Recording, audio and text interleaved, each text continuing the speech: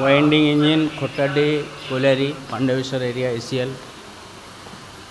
বিশাল winding engine. এটা engine ঘর।